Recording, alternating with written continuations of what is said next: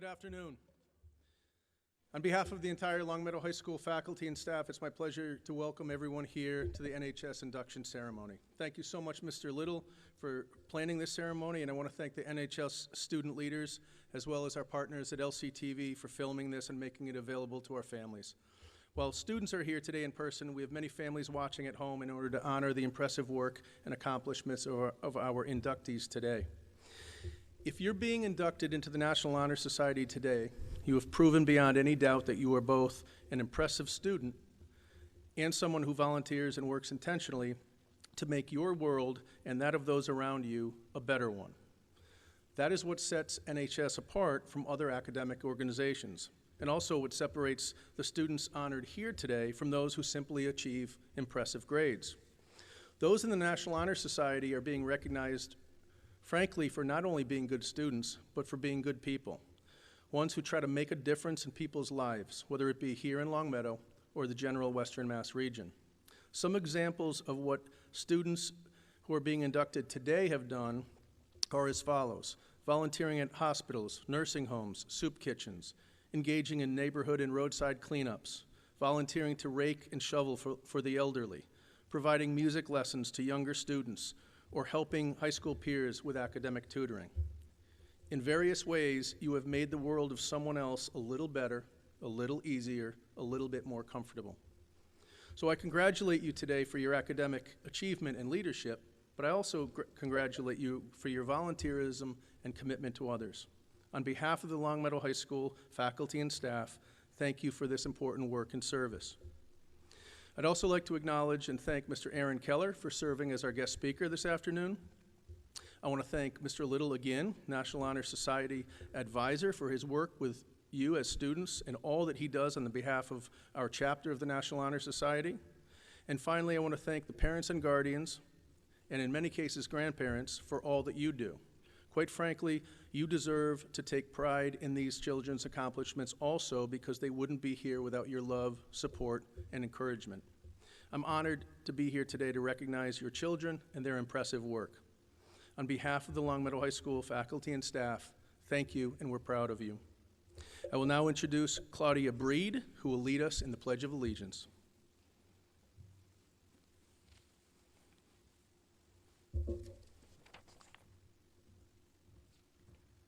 Please rise for the Pledge of Allegiance. I pledge allegiance to the flag of the United States of America and to the republic for which we stand, one nation, under God, indivisible, for liberty and justice for all.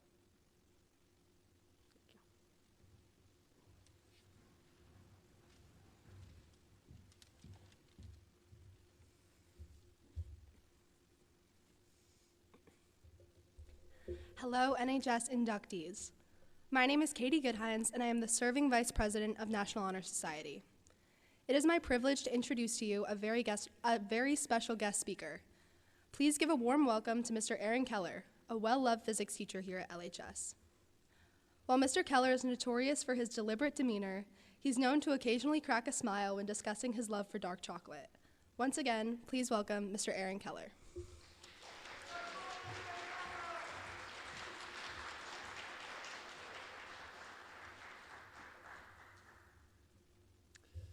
Thanks, Katie. You may be aware that over the past couple of years here at the high school, teachers and administrators have been constructing something known as a vision of the graduate. This is a master list of 35 personal and intellectual qualities students are intended to acquire during their course of studies here. And if you read the full list, it becomes clear how challenging it will be to get all students to adopt and internalize all 35 principles and utilize them in their lives.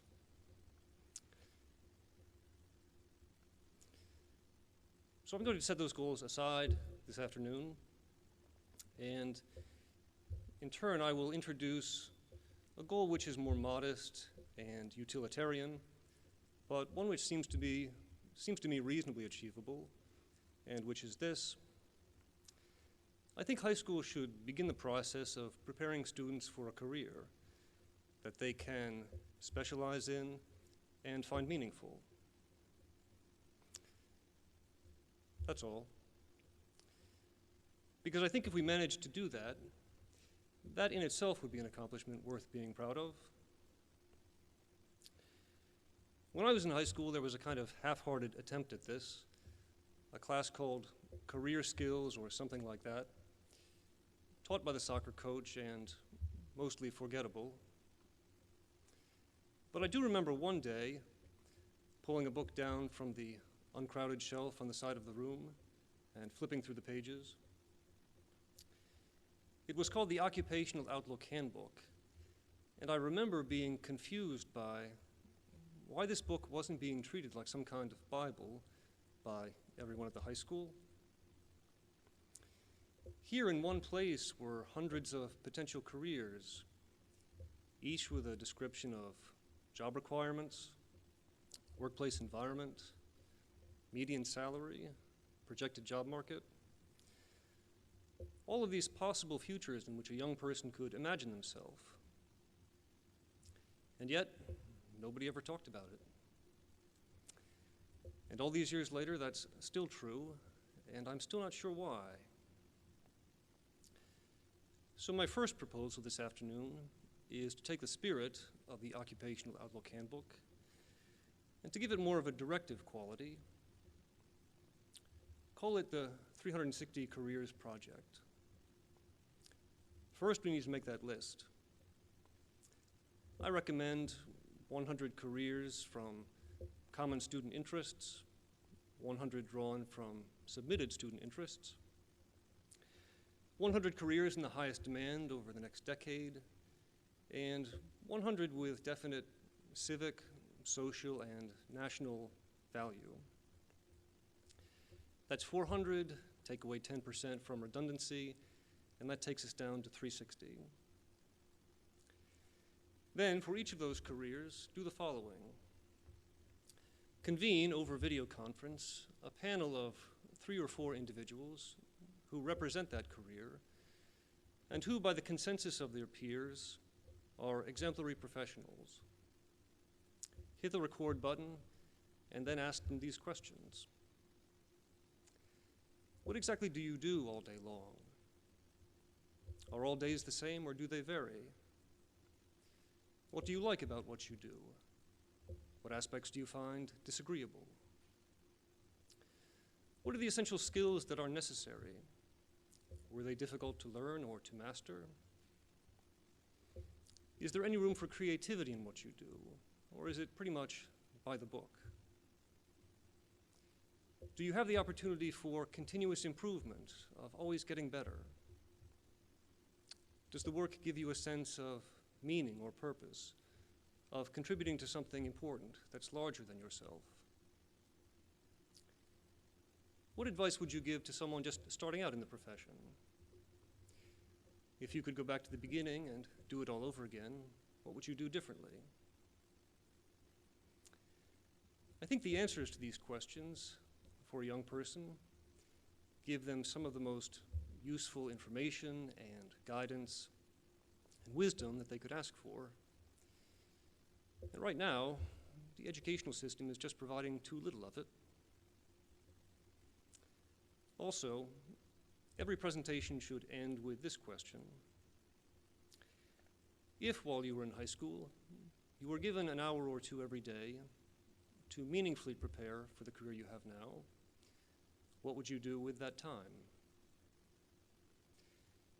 Their answers to this question lead to my second proposal this afternoon. Give students that time. Stop with all of the AP classes and the honors classes and the 15 clubs every weekday and the 3-hour sports practices and the 4 hours of homework and God knows what else, and just give students time. Give them time to seek excellence in one single pursuit that can later serve as the doorway to a career. That seems to me much more valuable than students creating a veneer of excellence in dozens of subjects. cramming their heads full of knowledge just long enough to get an A, and then, after the final exam, forgetting 90% of what that A is intended to represent. That's not a good system. So just give students time. And perhaps that takes the form of a new course here at the high school called specialization or content focus or whatever you like. The name shouldn't matter much. But it does need to be structured and supervised carefully so it doesn't collapse into a glorified study hall. Advice from other schools which have made this transition could be helpful. One likely stipulation is that the class can't be open to everybody. To get in, you need to apply. And by apply, I mean to say you need to write out the precise, personalized curriculum that you plan to follow. Will it be for a semester or for the year? Will it be 1 block a day or 2 or 3? What specifically will you do every day with that time? What will you learn? What will you accomplish? What will you produce? And what resources do you need? All of that advanced planning might be too much to ask of most high school students. But if we get 10 or 15 who are serious and willing, then that's a start. And if the trial run is successful and other students begin to see what their peers are accomplishing in this class, that might encourage more participation. Then in a few years, if it becomes clear that colleges aren't penalizing students for specialization over traditional coursework, the program might continue to grow. After all, put yourself in the place of a college admissions officer who has to choose between yet another bloated application and one from a student which is essentially saying, look, I haven't done everything that they have. Why would I? I have my own goals. They're real, and I've been working hard to achieve them. I'm applying to your school because it's one of the best places for me to continue that work. I know what resources you have, and I know how I'll use them when I arrive. I can tell you right now what I hope to accomplish and hope to contribute. I'm not a college admissions officer, but if I were, that wouldn't be a difficult choice. The first student with the meticulously manicured credentials could be a perfectly fine person, but they're also perfectly uninteresting, essentially indistinguishable from thousands of other GPA-seeking missiles whose applications I will review over the years. But there's something special about the second student, something which sets them apart, makes it clear that they're a unique human being with their own interests and talents. Someone who has clearly thought carefully about why they belong at the school I represent. I don't say this to suggest yet another scheme that students can use to try to leverage their way into a school they would otherwise be rejected from. The obsession with selective colleges is mostly misguided in the first place. And if you look at the research, you can see that for yourself. To take just one example, a few years ago, Gallup conducted a survey of 30,000 college graduates to see which aspects of the college experience were related to what they called workplace engagement, which they defined as people who are able to do what they're best at, who like what they do, and who have someone who cares about their development at work. First of all, just graduating from college doesn't cut it. For all college graduates, the number who report positive workplace engagement is a depressing 39%. 49% report not being engaged at work. 12% are actively disengaged.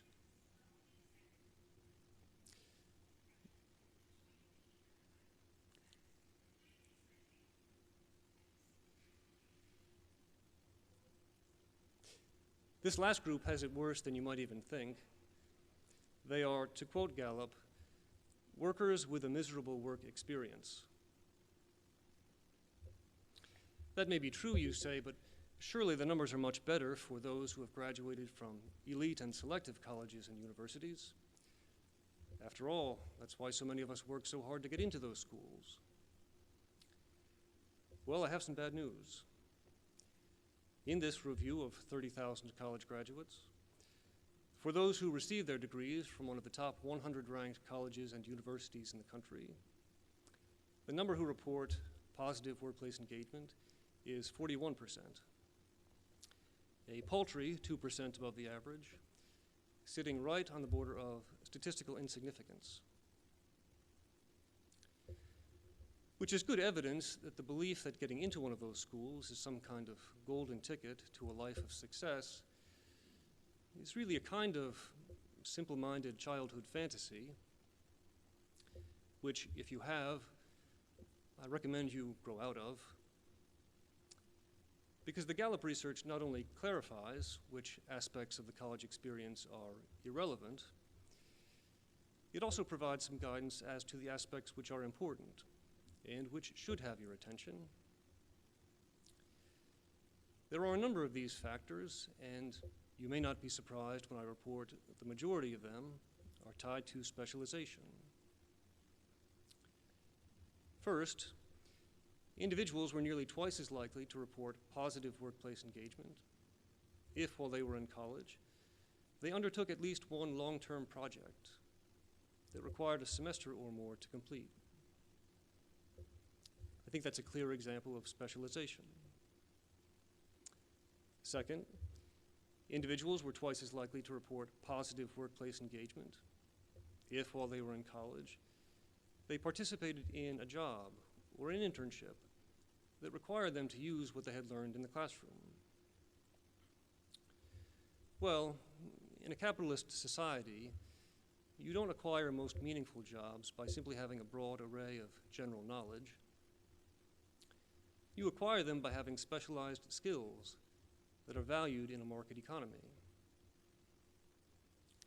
And third, individuals were more than twice as likely to report positive workplace engagement if, while they were in college, they had a mentor who encouraged them to pursue their goals and their dreams. It may not seem to you like this is related to specialization, but I think there's a good chance that it is. The average college professor may teach between 50 and 1,000 or more students every year. They cannot mentor all of them.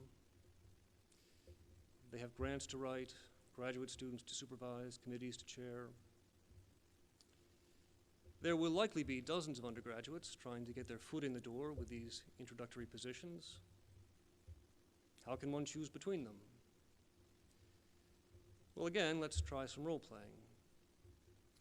You're a college professor. You have to choose between two candidates for the assistantship.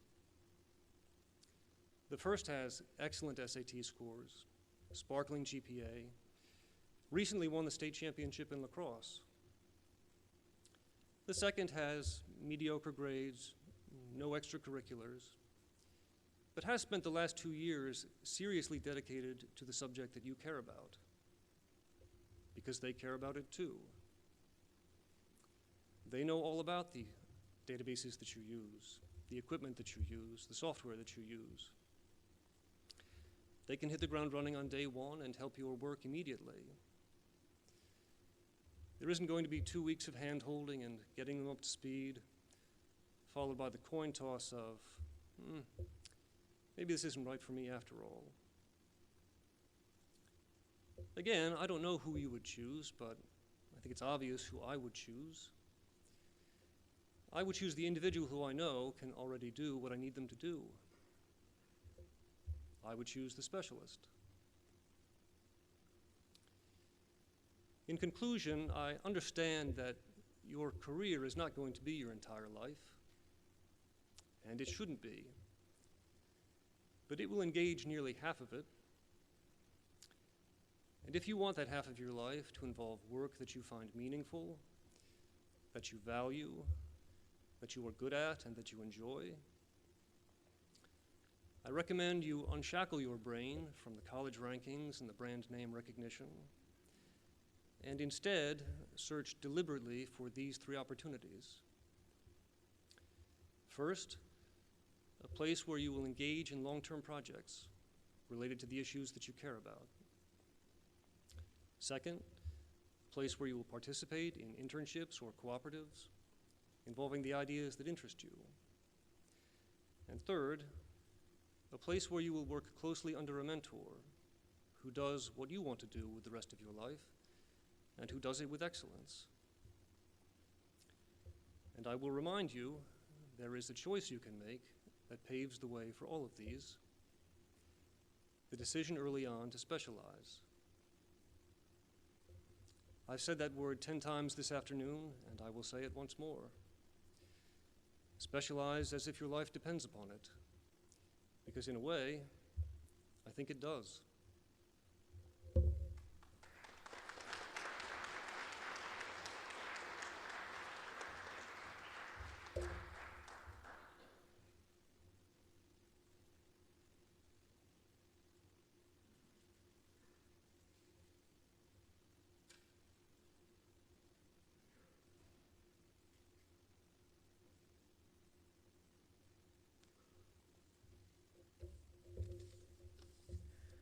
Membership in the Longmeadow High School chapter of the National Honor Society has been earned by the effective demonstration of the 4 qualities held in high esteem by the Society.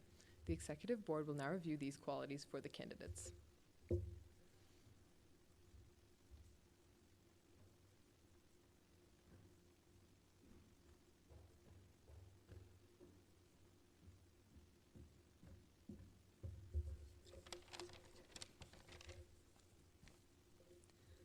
Scholarship means a commitment to learning. A student is willing to spend hours in reading and study, knowing the lasting benefits of a cultivated mind. We should continue to learn even when formal education has ended, for education ends only with life. Knowledge is one great element in life which leads to the highest success, and it can be acquired in only one way, through diligence and effort.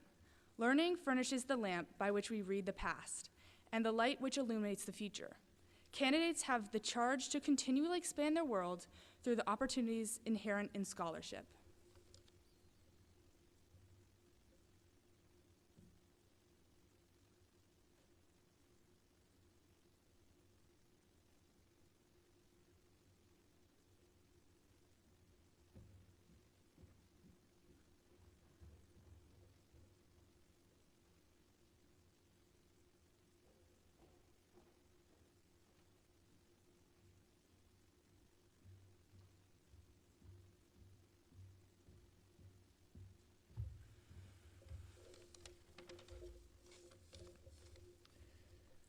Service can be described in various ways.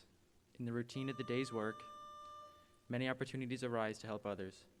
Willingness to work for the benefit of those in need without monetary compensation or without recognition is the quality we seek in our membership. We are committed to the idea of volunteering our time and abilities to the creation of a better tomorrow.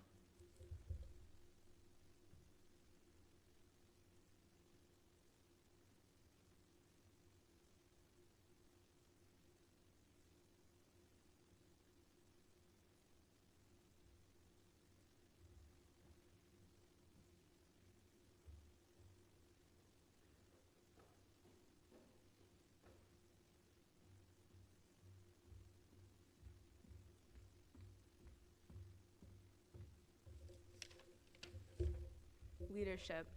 Leadership should exert a wholesome influence on the school.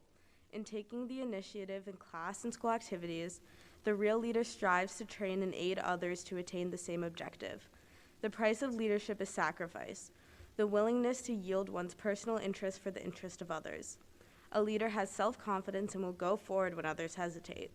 No matter what power or resources may exist in a country, they are ineffective without the guidance of a wise leader. Leadership is always needed. Thus, to lead is a substantive charge to each of our members and to the candidates.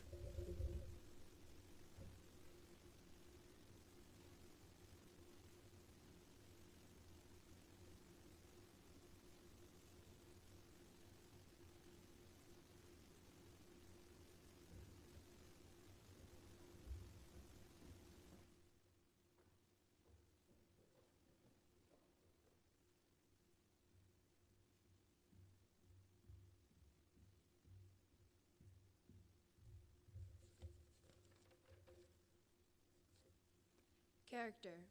Character is the force within each individual which distinguishes that person from others. It gives each one individuality. It is that without which no one can respect oneself nor hope to attain the respect of others. It is this force of character which guides on through life and when once developed, grows steadily. Character is achieved and not received. It is the product of constant action, daily striving to make the right choice. The problem of character is the problem of self-control. We must be in reality what we wish to appear to others. By demonstrating such qualities as reliability, honesty, and sincerity, we hope to prove by example that we value character.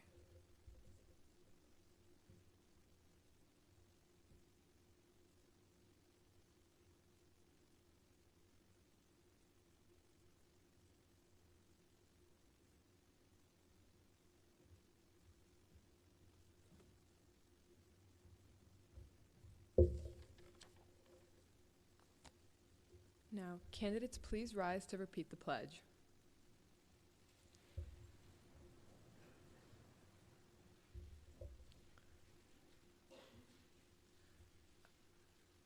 Please raise your right hand and repeat after me.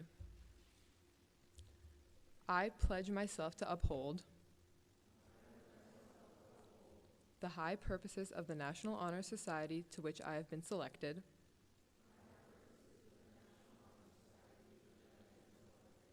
I will be true to the principles for which it stands. I will be loyal to my school and will maintain and encourage high standards of scholarship, service, leadership, and character.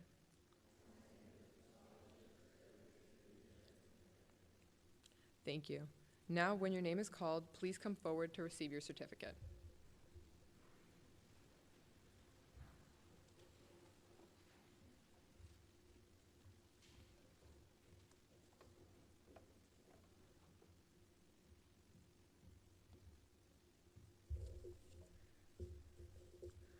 Sarah Back.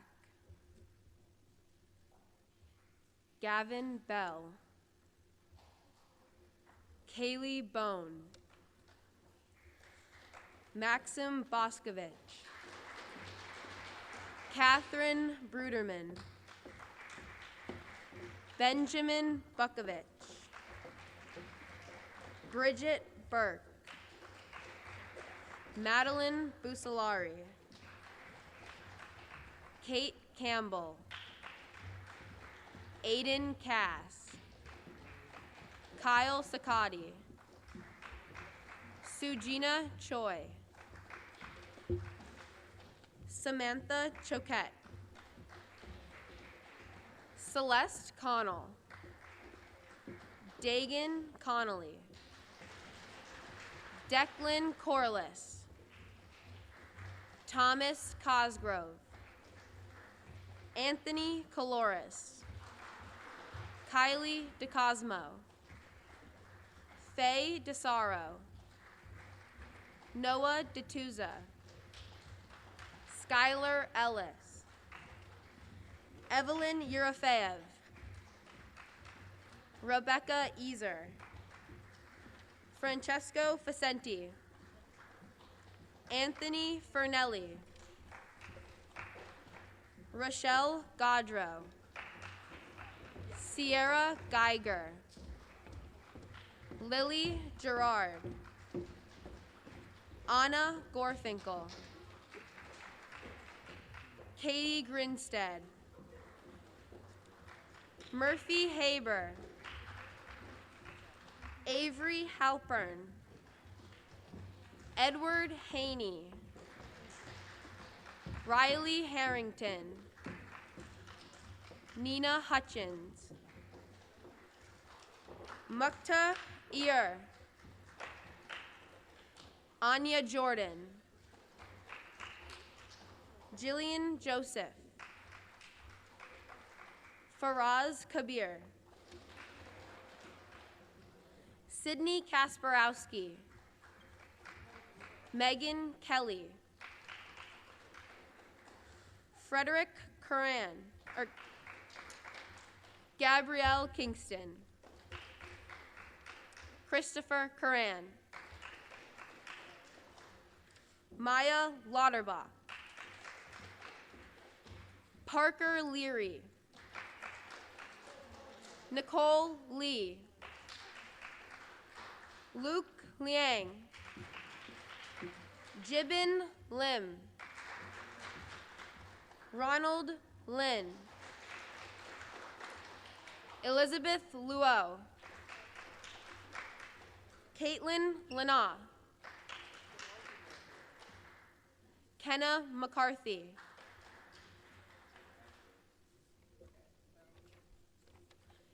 Adia Melcher.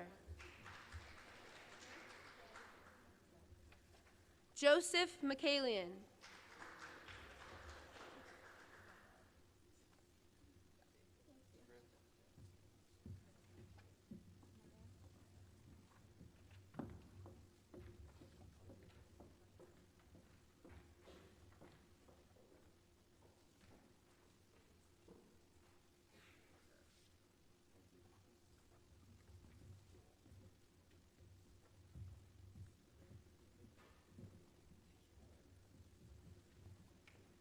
Abigail Moreau. Ryan Mulderig. Hamna Mustafa. Felicity Nevue. Jane O'Connor. Roxanne O. Audrey O. Luke Pasturzik. Dia Patel. Meadow Perez. George Perry. Aiden Rycheski. Ireland Reed. Matthew Richards. Finian Richardson. Wesley Roguz. Katherine Romiser. Hannah Rosenman. Regan Ryzik. Rhea Sandler. Samuel Santinello. Sam Sheridan. Abigail Steckman. Celia Steiger. Harrison Stratton. William Swanson. Wyatt Talixon. Lily Tracy. Megan Walsh. Amelia Ray. John Wright. Jacob Wu. Kirsten Zamorowski. Caleb Ziv.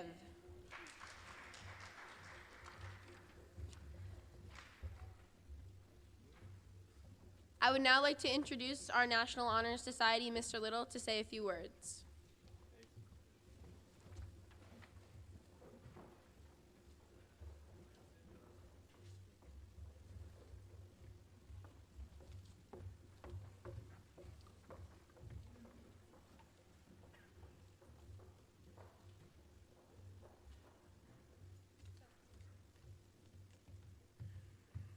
All right, so this concludes the ceremony. I would like to thank Mr. Landers and Mr. Keller for their inspiring words.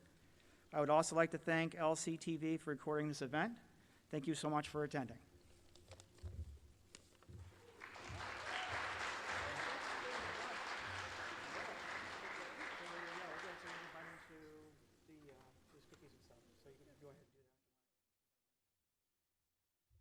Okay, now you're all invited for refreshments in the cafeteria, so you're good to go.